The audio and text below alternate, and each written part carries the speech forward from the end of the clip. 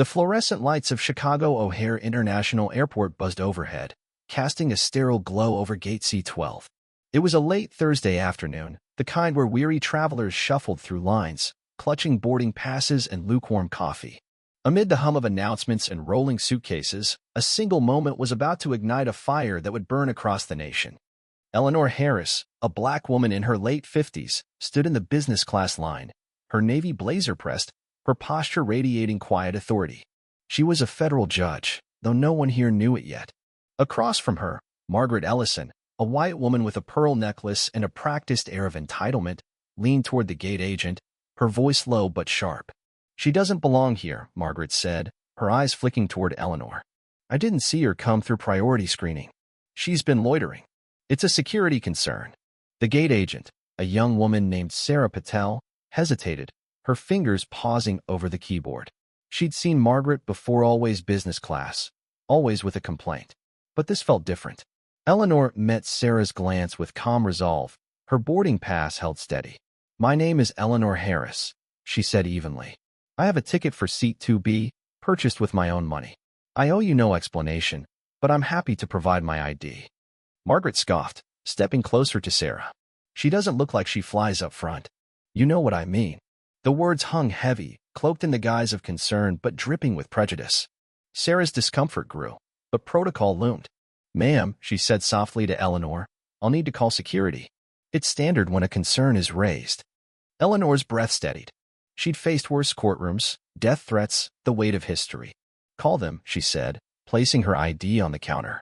"But understand, when this is over, you'll regret mistaking bias for vigilance." Margaret's lips pursed, but she said nothing more. The air thickened with anticipation. Minutes later, two airport police officers, Tom Bradley and Mike Larson, strode in, their boots echoing on the tile. Bradley, broad and swaggering, spoke first. "Ma'am, we need your ID. Now." Eleanor turned slowly, her voice unshaken. "On what grounds?" Larson, sterner, stepped closer. "Suspicious behavior. You're loitering in the business line without clearance." "I'm standing where my ticket says I belong," Eleanor replied, producing her ID with deliberate care. Bradley glanced at it, handed it to Larson, and smirked. "What's your business in Chicago?" he asked. Eleanor's eyes locked on his. "I've answered your questions. Now, may I have your badge numbers?" The question shifted the room. Bradley's smirk faded. "You're sounding dangerous," he muttered, leaning in. Larson, impatient, jabbed Eleanor's shoulder, forcing her back. Gasps rippled through the crowd. "Don't touch me," Eleanor said firmly. "I'm complying, and I've done nothing wrong." Margaret, emboldened, chimed in. "She's been aggressive from the start, officers. Thank goodness you're here." The lie landed like a spark on dry grass. Eleanor, unfazed, pulled out her phone and began recording. "This is for my safety," she said clearly. In an instant, Larson lunged, knocking the phone from her hand. It clattered across the floor. Before Eleanor could react, Bradley kicked her knee, sending her crashing to the tile. The thud echoed louder than the airport's bustle. Still, Eleanor didn't scream. She looked up, her voice like steel. "I've broken no law, but you will answer for this in court." The crowd froze, then erupted into motion. Phones lifted, capturing every second. A teenage boy, Jamal Carter, angled his camera, whispering, "I got it all." A little girl nearby tugged at her mother's sleeve. "Why are they hurting her, Mommy? She didn't do anything." Her mother, panicked, pulled her close. "Stay quiet, honey. We can't get involved." But the girl's question lingered. "Will they arrest me when I grow up?" Eleanor rose slowly, her suit wrinkled, a bruise blooming on her leg. "You've assaulted a non-resistant civilian," she said to Bradley. "This won't be buried." The officer's confidence wavered as dozens of phones recorded. Unbeknownst to them, Jamal's father was a U.S. congressman. The video would soon reach Washington. Eleanor sat in a cramped holding cell, the steel bench cold against her bruised legs. Outside, Bradley and Larson laughed, their voices carrying through the glass. "These people think the rules don't apply," Bradley said. "Probably some diversity trainer with a fake ID," Larson added. Eleanor listened, her silence a weapon sharper than their mockery. A young technician, Ethan Moore, entered, clipboard in hand. "I need her info for processing," he said nervously. Bradley waved him off. "She's not booked yet. Just hold her." Ethan glanced at Eleanor, sensing something off. Her composure wasn't that of a typical detainee. He unlocked the cell's drawer, and Eleanor slid her wallet through. Ethan typed her name into the system, Eleanor Marie Harris. The screen lit up with a restricted DOJ file. His breath caught. "Officers," he said, voice cracking, "you need to see this." Bradley leaned in, and his smirk vanished. The screen read, Chief Justice Eleanor Harris, 7th Circuit Court of Appeals, lifetime appointment. The room went silent. Ethan dialed his supervisor. "We've detained a federal judge. Chief Justice Harris. Confirmed ID. I need someone now." Eleanor spoke, her voice cutting through the panic. "You didn't just detain a passenger. You assaulted a federal judge because you saw a black woman and assumed threat. This will be a federal case." Within minutes, U.S. Marshals arrived. Marshal David Thompson, a towering man with a no-nonsense demeanor, approached Eleanor. "Chief Justice Harris, you're now a federal witness. All protection protocols apply." The airport security chief, Paul Grayson, stammered an apology, but Eleanor cut him off.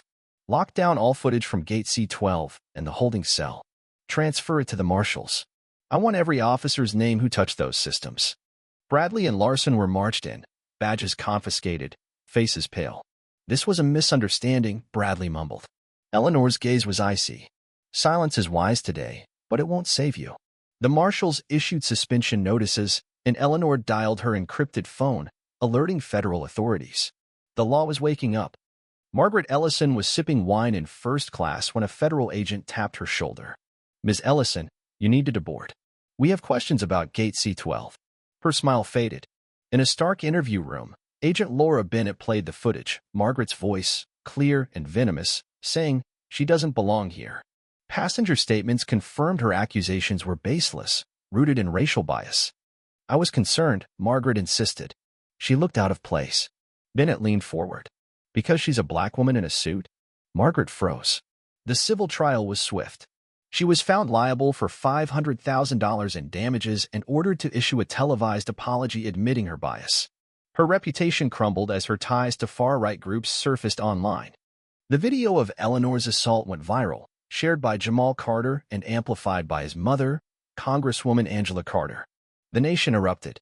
The NAACP and ACLU demanded reform. Chicago O'Hare issued a vague statement, but the narrative was out of their control. Eleanor's calm recitation of federal law while in cuffs became a rallying cry. "I have the right to be here." In a secluded Illinois farmhouse, Margaret Ellison stood before a table of grim-faced men, her voice trembling with rage. "She's dismantling our values," she said, sliding a folder across the table.